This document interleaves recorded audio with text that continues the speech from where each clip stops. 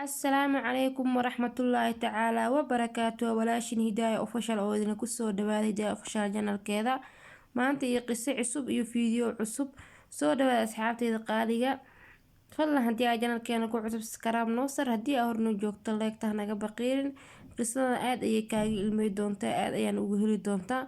Fadlan dhameyso please, waa iga codsi. Wax badan ayaan ka heli doontaa, ayaad ka faa'iidi doontaa insha Allah. Qisada waxay dhex martay wiil iyo hooyadiis. Marka dhameyso share-tana naga baqiirin insha Allah. Marka sidatan ayay qisadeena ku bilaabatay, daabasho wacan insha Allah. Wiil aqoon-yahan ayaa hooyadii waxay ahayd ilbaliil amba qof illa sida u taqaanin. Aad ayuu u necbanaa wiilka ay wax ka badan jirtay mid ka mid ah iskuulada Muqdisho, halkaasoo ay hooyadiisna ku iibin jirtay jalaato si ay ugu saarto biilka guriga iyo waxbarashadiisa. Wiilka ayaa aad u karahsaday muuqaalka hooyadiis, isaga oo weliba aad u necbanaa mar waliba uu ku arko iyadoo iskuulka ku dhex iibinayso jalaato. Maalin maalmaha ka mid ah, wiilkeeda uu lahaa imtixaanka sanad dugsiyeedka ayay ugu soo gashay galaaska fasalka oo iskuulka ka dhiganayay si ay niyadda ugu dhisto wiilkeedii, balse nasiib daro aad ayuu ugu carooday isaga oo arkayay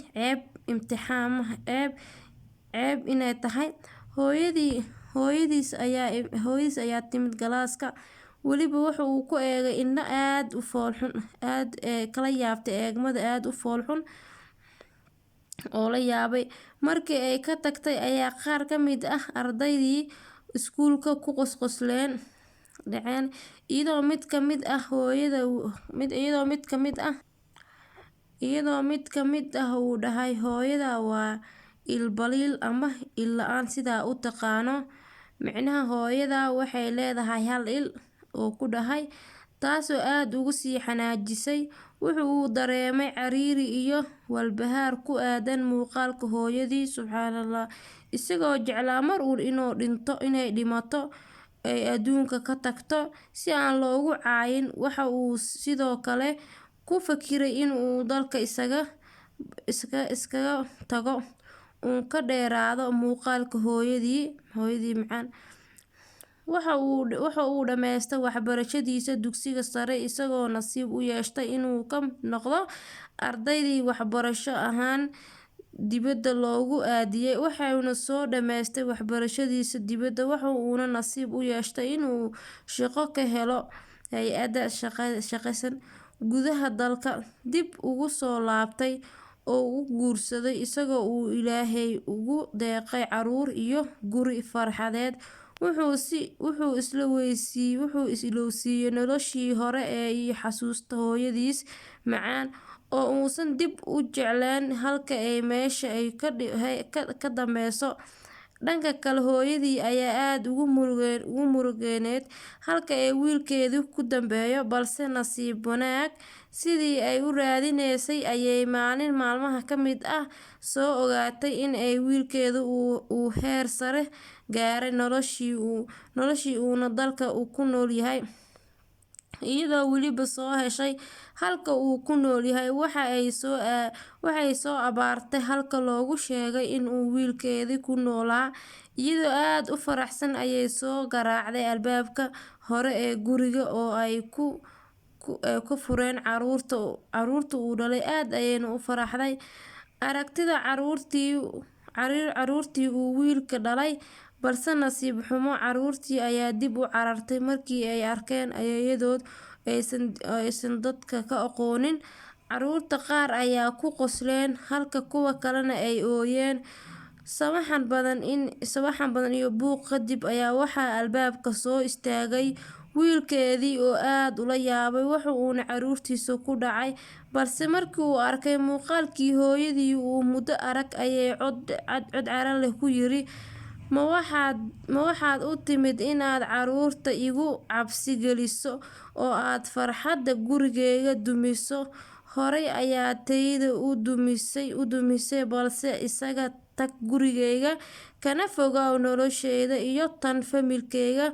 Hooyadiis oo aad ula yaaban wiilkeeda sida uu kalena ku faraxsan aragtidiisa wiilkeeda iyo caruurtiisa oo aysan muddo arag, ayaa si degan ugu jawaabtay, iga raali noqo wiilkeygiiyow, waxaa dhici karto in aan guriga qaldan albaabkiisa soo garaacay. Muddo kadib ayaa wiilkii waxaa soo garaacay warqad fariin ah oo ka timid iskuulkii uu wax ku baran jiray. Warqadii yaraa ayaa hooyadiis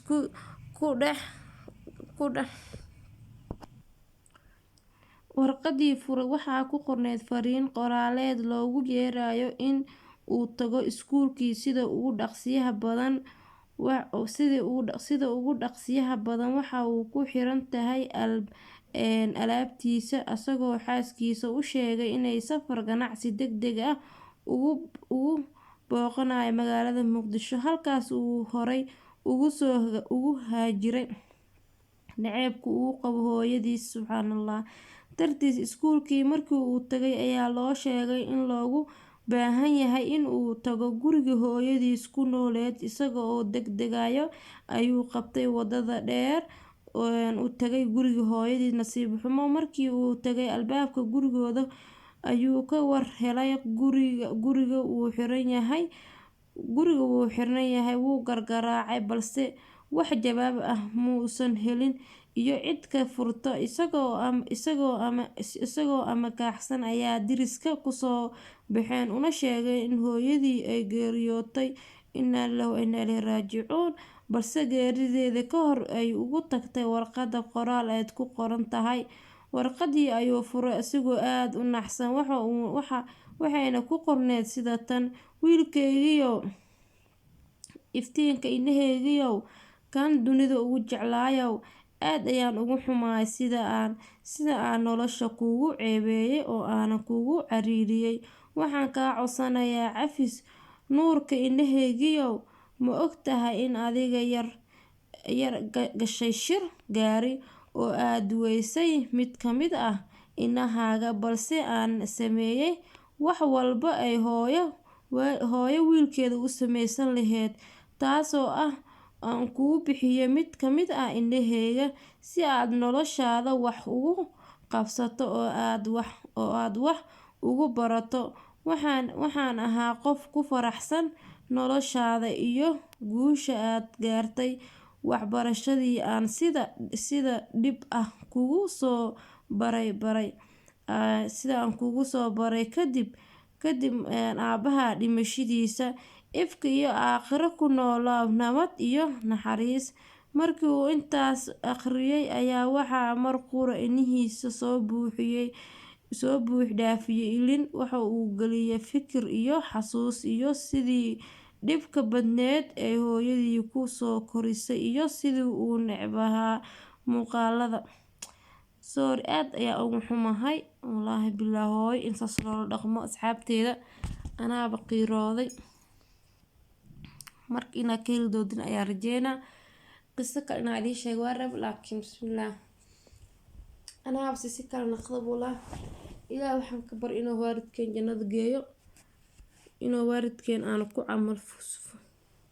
ku jisaarin. Hooyo si kastay u fool xun tahay wax ma la dhihi karo, haddana indhahaadii u geliso asiga inaha ka sabab samahan. Marka soor ayaa leeyahay maamo, ilaahay jannada ha ku geeyo. Idinkana asxaabtida aad ayaa u mahadsantihiin. Fadlan haddii aad janalkeena ku cusub karaam noo saar, haddii aad hore joogtaan leegtaa naga baqiirin.